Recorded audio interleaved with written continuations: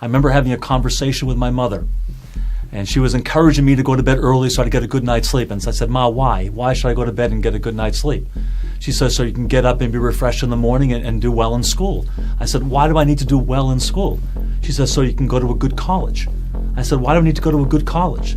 She said, so you can get a good job. Why do I need to get a good job? So you can have a family and have a house and have the nice things of life. And I said, well, okay, if I have all those things, then what? She goes, then nothing, that's it. I said, is that all there is? Being the only son of a Jewish mother, I was made to feel like I was the center of the universe. It was all about me. And then in the world, when it wasn't about me, it was shocking to me. And I wanted it to be about me. I sought the approval and the affirmation and the confirmation of these things from other people, that in fact it was about me and that I was the center of the universe. I went to a private school and we had to study the life of Jesus at that private school. And I didn't like Jesus, but I wanted to hear from my own rabbi why we don't believe in Jesus. And he explained to me that he couldn't be the Messiah because when Messiah comes, he'll bring peace. And since Jesus has already come and there is no peace, he could not be the Messiah. And that satisfied me for about 7 years. And I was totally satisfied with that answer. It made sense to me. In college, I became a theoretical Marxist. I believed that what the world needed was radical social change, that instead of people competing against each other in the marketplace, that government would come and would create an equal playing field, and even more than that, would create equal outcomes for everyone in the culture. If we could get rid of the competitiveness and the adversarial relationship that I saw in the culture, and we could work towards cooperation, we could create a better world together. And I really wanted to make a better world. That was I saw this as a source of significance and purpose in my life, that I could help bring about a better world for mankind.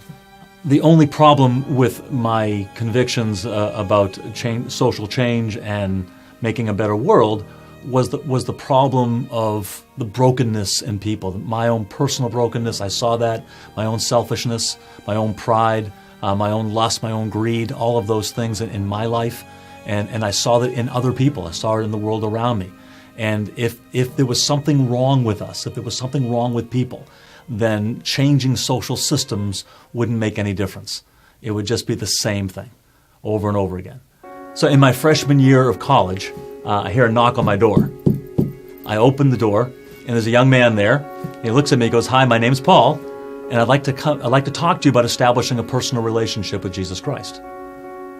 I thought, whoa, it took me by surprise, and I said, "I'm sorry, I'm Jewish." He goes, "That's okay, so is he." I said, yeah, you're right. Yeah, I said, come on in. So I invited him in the room. I invited some of my Jewish friends from down the hall to come join us. And then he began to explain to us why Jesus was the Jewish Messiah. So the questions that I came to college with stayed with me. And I realized if there was no God, there was no hope. That led me on a quest, on a search. In the process of that search, I came across the prophecy in the 53rd chapter of Isaiah. And I remember reading it and thinking to myself, what's Jesus doing in my Bible?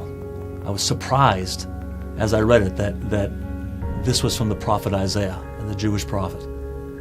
And I said, what's Jesus doing in my Bible? And I began to think, why didn't the rabbi tell me about this? Why didn't he tell me that there was a picture of Messiah other than the Messiah bringing peace, but a Messiah that was going to suffer and die for us? After college, in order to make extra money, I worked nights and weekends for a kosher caterer in Boston. One night, April 30th, 1980, I was at Temple Sinai in Marblehead, Massachusetts. I was there for a donor dinner, serving a donor dinner. I was asked if I would pack up the truck so everybody else could go home and just I would be left. And I said, fine. So everybody else left. The ladies had their fundraiser inside the shul, and I was outside with a cup of coffee and a cigarette and just thinking about life. All of a sudden, inside the synagogue, the women started praying. Their prayers began to remind me of my own searching and my own struggle, my own journey that I was on. And I started thinking about Jewish history, and I started thinking about David, and I started thinking about Jesus. Is Jesus the Messiah? Is it really important who the Messiah is? Is Jesus the Son of God? Is he God? Did he ever say he was God? And couldn't he have just meant that he was close to God and intimate with God? And I said, what difference does that make what the name of God is, as long as we live a good life? And as I'm thinking these things, I'm walking around the temple parking lot, and I get to the end of the parking lot, and I look up, and before me is a gathering of light, and the light forms a figure of a man, and the man is all in light, and he's in front of a cross, not on the cross, but in front of a cross, and it's all brightly illuminated in front of me, about 20 yards away from me, as big as life. And I looked up and I saw the figure, and I said, "Oh my God, it's Jesus Christ."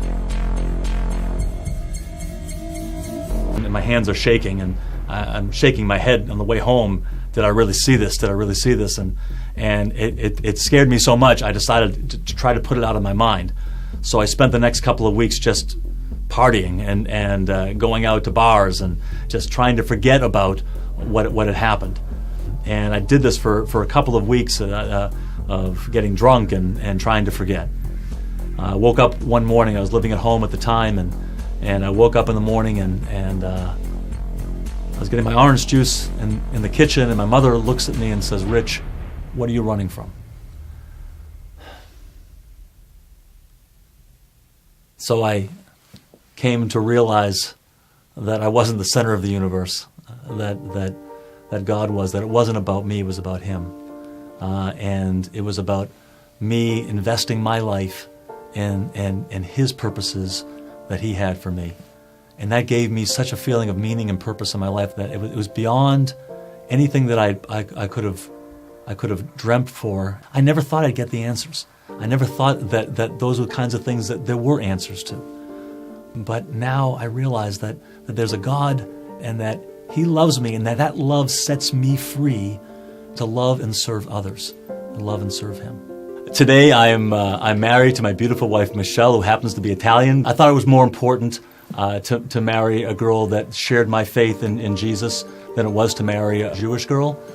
We have three wonderful boys, Joshua 27, Micah 26, and Zach 23. They all have come in their place in their life where they have asked Jesus to be their Messiah and Lord, and they are walking with Him, and so we're very proud of them. Presently I'm teaching as a professor in a graduate school in New York City, and really delight in being able to share my experience and my journey in my life with these young people in the context of a learning environment.